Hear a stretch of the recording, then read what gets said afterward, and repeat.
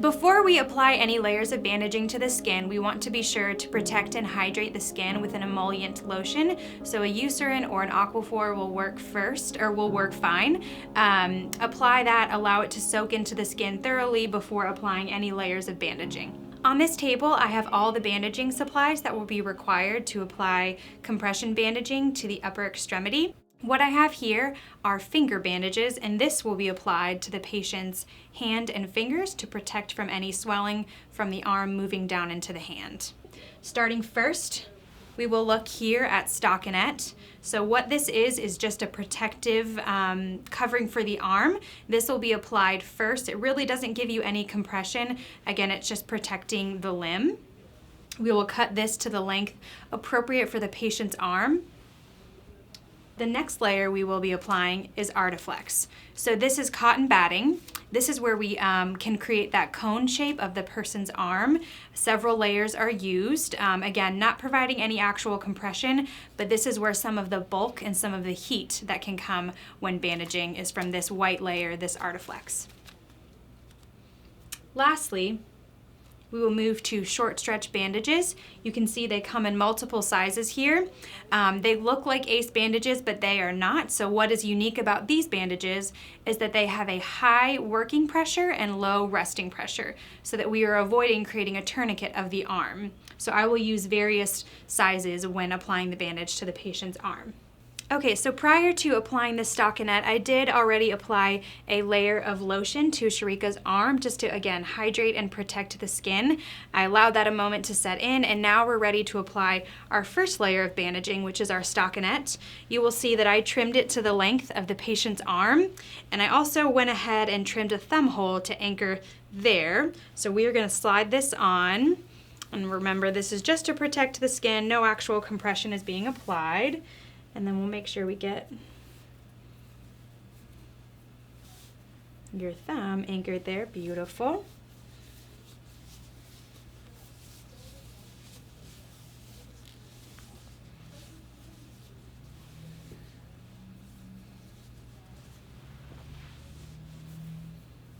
A little bit more length here. So we want to work out any wrinkles.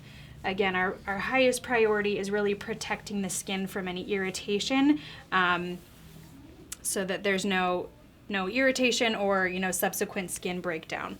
Okay, so we've got our layer of Stockinette applied there. So for the second step, what we're going to do is apply finger bandaging to the hand and fingers using these rolls here. I do recommend having some tape already laid out just to make your job a little bit easier. You'll also note that I did unloop from the thumb just so the hand and fingers are fully free there for me to go ahead and bandage. I will pull it back down before we proceed with the next step. So I'm going to start here with our bandages. I want you to think that you want this bandage and the part that you were laying down to be almost like a snail, so keep this roll close and don't let it roll too far away from you. So you do want to have some good control. I'm going to anchor this bandage at the wrist first, simply laying it down. I'm not going to provide any compression there. Beautiful. And now I'm going to come across the hand, and I'm going to go ahead and bandage that pinky first. Really important to remember, we want to get just to the base of that cuticle, and then as I go around the finger, I'm applying a little bit of tension, but we do want good refill at that fingertip, and I'm going to overlap at 50% as I move into my next layer. So I'll do a few and then I'll pause and let you see. So as you can see, between layers, we've got a 50% overlap, and I've taken out any slack, and I've got some good tension there. I'm gonna keep going all the way to the base of the finger, and then I am gonna come back to the wrist, anchor again. Really no tension at the wrist. We don't wanna create too much of an overlap or tension there, so we're not creating a tourniquet effect. And then I'm gonna come down, again, just below the base of the cuticle, making sure the patient is comfortable. Okay. In some cases, our patients may omit this step entirely with use of a compression glove. So keep that in mind.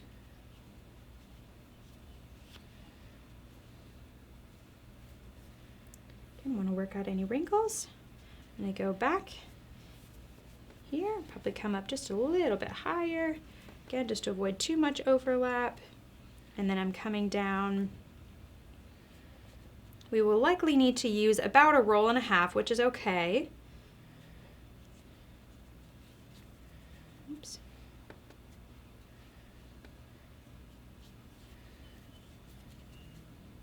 You will notice during your bandaging process that the finger bandaging is the most time consuming and cumbersome.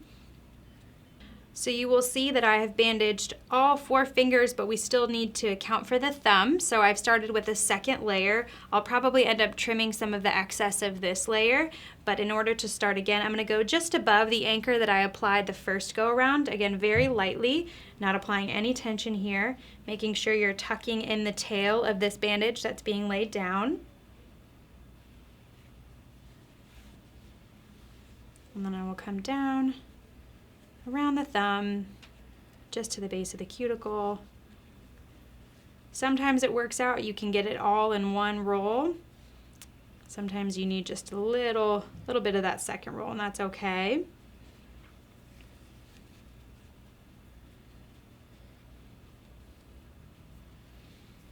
So we've got a few options here. I can either cut this and then tape it down, or I could lay down this excess. Given that there's a good bit of this roll left, I'll probably just go ahead and trim it so there's not so much bulk here at the wrist. You will notice that as she turns her palm this way, the hand should be fully open. That's how you know you did it correctly. And that's finger bandaging. So we are getting ready to start our next layer. So I've completed my finger bandaging. I'm happy with that. Now I'm gonna go ahead and pull this stockinette back down and loop again at the thumb. Beautiful. So now I've protected the front and back of her hand. Beautiful. Okay, now we are ready to apply our Artiflex, our white cotton batting. Again, this is thicker. This is where the heat and the bulk comes from, and this will allow me to create that cone shape of the limb with a higher resistance to flow at the bottom of the cone, less resistance towards the top. So that's the ultimate goal behind bandaging. So always remember that cone shape. To make our lives a little easier, I am gonna cut a thumb hole here so we can anchor again and then begin my Artiflex. Again, I recommend doing all of this ahead of time just to save you a few steps. Okay, I'm gonna anchor at the wrist. With this, really important, again, I like to keep my snail on top.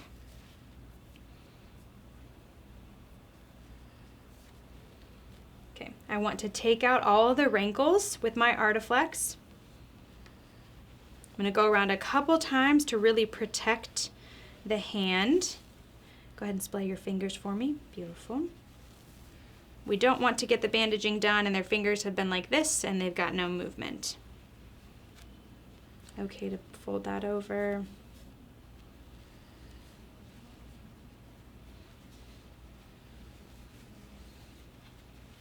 Once we move up the arm, it's going to be very important to not only work out the wrinkles, take out the slack here, but also have 50% overlap between layers as we move up her arm.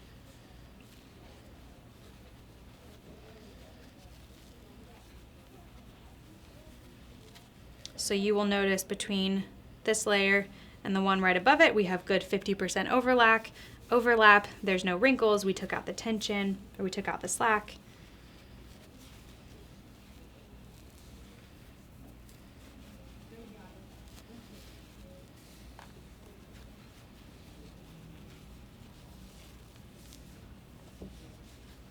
I'm getting close to her elbow joint, so I'm gonna go ahead and just lay this down.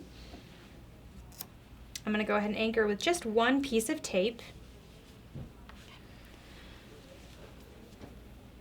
Moving on to the next layer, still using our Artiflex.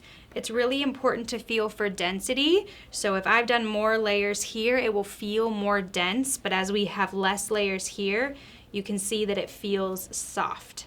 So if we're more density here, more firm here, and then it's soft, and then firm again, swelling would push down into this area and it would create almost a bubble that we don't want.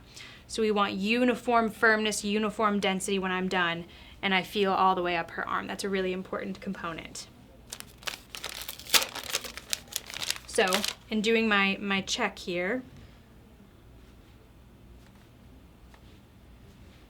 I notice most of the softness right about here. So that's where I'm going to apply and start my next layer.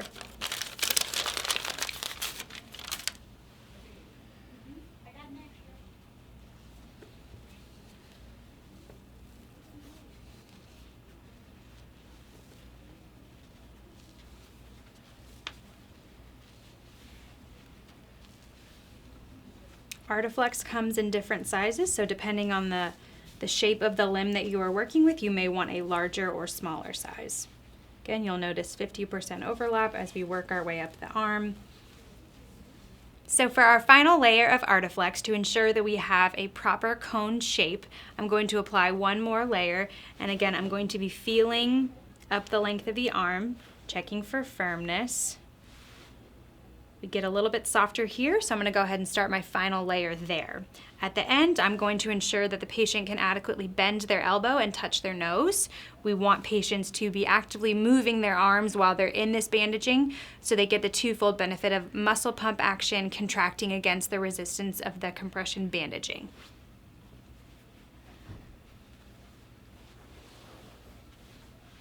Go ahead and relax your arm down. So I will inspect the limb. I'm happy with this cone shape, smaller radius down here, larger progressively as we work our way up the arm.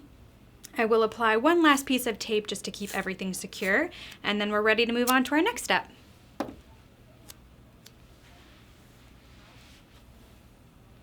For our final layer, we're going to use our short stretch bandages. Again, this is where the actual resistance is applied. I do not recommend patients using these to anchor. I do recommend having tape.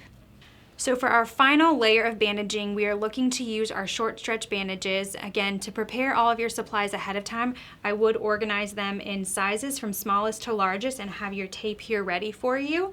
I'm going to go ahead and start with the smallest bandage here at the wrist. Something really important to remember when using this short stretch bandage is that you need to, yes, have our 50% overlap as we did with these layers, but also we're gonna have 50% tension. So the way you know you're accurately getting 50% tension is if I pull on both ends, that's maximum stretch. I can see the spaces in between the holes in the fabric of this short stretch bandage. I'm gonna ease up a bit, and that's 50%. And I want to keep this consistent so there's uniform compression going all the way up the length of the limb. Another and last very important component to this is that you need to remember which direction your roll is going as you move to the next roll. So as I'm using my first layer, I'm going to start going to the right. So I will need to remember as I move up to this next layer, that bandage will have to start going to the left. And the reason for that is that so we avoid creating a tourniquet effect of the arm. The technique I'm going to use is a spiral application. Again, the most important thing is that you're keeping 50% overlap, 50% tension, and you're switching your direction. Okay, I'm going to start with the smallest short stretch bandage going to the right, very important. I'm going to lay down an anchor at the wrist, applying no tension, tucking in my tail there so that it doesn't come loose and give way. And now that my anchor is applied, now is where we apply our 50% tension. So I'm going to come around the hand. Go ahead and spread your fingers for me.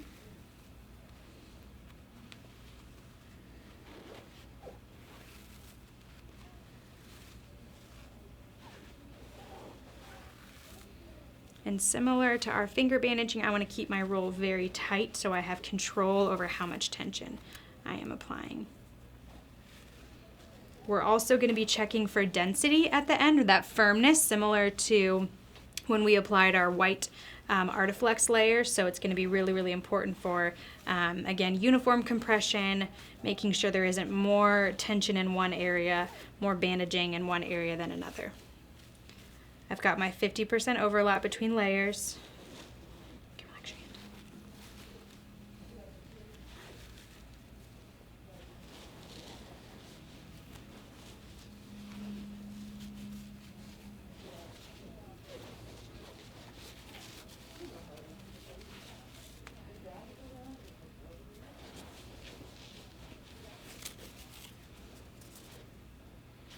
Okay, and now I'm going to lay this down.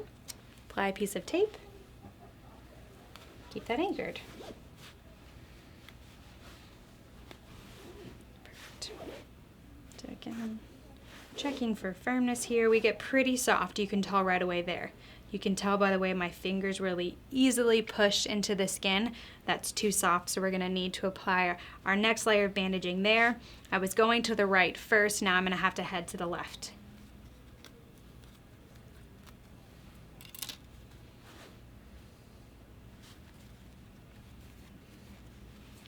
Anchoring, no tension.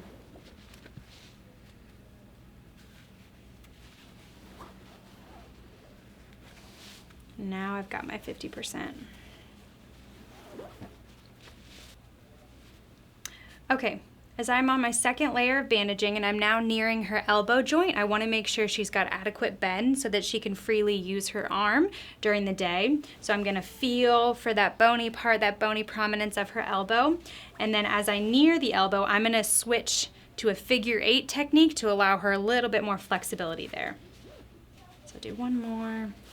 And then to figure 8, I'm going to come up, back down and around. And then we're going to resume our normal application. Some therapists will apply a figure 8 at multiple layers of short stretch bandage. It's just patient preference, but we at least need to do one so that there's good use of the arm and bend of the elbow. All right, let's check in and make sure the patient has good bend of the elbow. Beautiful. Oh, we lost a little bit here. That's okay. As we get up towards the top, if there's any extra of your short stretch bandage, we can just lay down at the top, no tension applied. I usually like to do a few extra pieces of tape just to anchor. And then any extra Artiflex here can be carefully pulled down. We don't have too much to spare there. And then same thing at the hand, we can tuck that up there. I want to make sure the patient can freely use their fingers. Go ahead and flip your palm over for me. I want to make sure we've got good refill at the fingertips. Pull this stockinette out a little bit there. Good, turn your palm over. Beautiful. And that's that.